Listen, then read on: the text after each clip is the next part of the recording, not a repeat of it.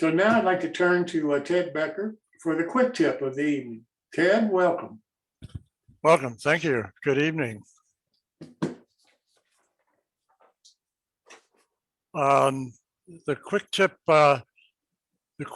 this week falls in a category of old ideas that need to be revisited now and then. A reminder that there are tools that we don't necessarily think of as tools, but are very useful to our modeling. And this is a use of cameras. It doesn't have to be a fancy camera. A little point and shoot like the Kodak will work fine. A lot of you have smartphones with cameras, or down in the lower left, we have a tablet. And above that is the picture of the camera I have. You don't have to spend $300 for a tablet or a fancier camera. Your cell phone or a little point and shoot will do, as long as they are capable of taking good close-ups, and you can download them to your computer so you can view them on your monitor. And I'll show you some examples on a kit I built, which just happens to be a Banta Crick Hollow hardware kit. That a very nice kit. My building technique on this one was not my best and didn't really do the kit justice. But anyhow, I just wanted to point out a few things that you see with close-up photos that you don't see with the naked eye. And if you just look like at this window, you can see the little speck of paint off on the side and around.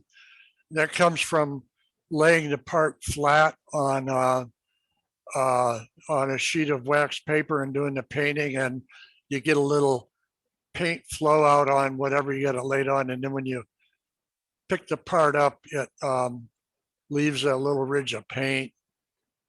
I'll back up a second. I didn't notice this until I looked at this picture. You notice the sashes in this window are different.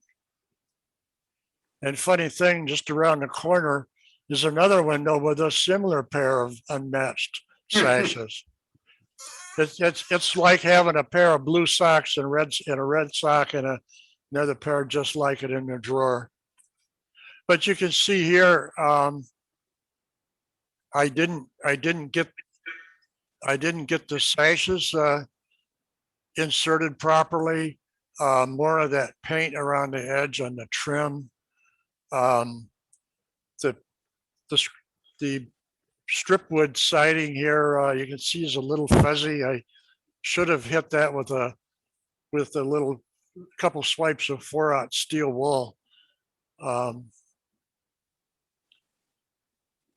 And here's a more example of the poor painting on the trim. That seems to be the worst problem. Here's an example on the edge of the windowsill is, the advice of painting the parts before you separate them from the main sheet. You have to remember to go back and touch up the edges. And then on this corrugated roofing, I used the transfer tape to stick it down. And you have to be careful. If you can see some of the adhesive is oozing out from under the edge of the metal sheet. I never noticed that with the naked eye. And again,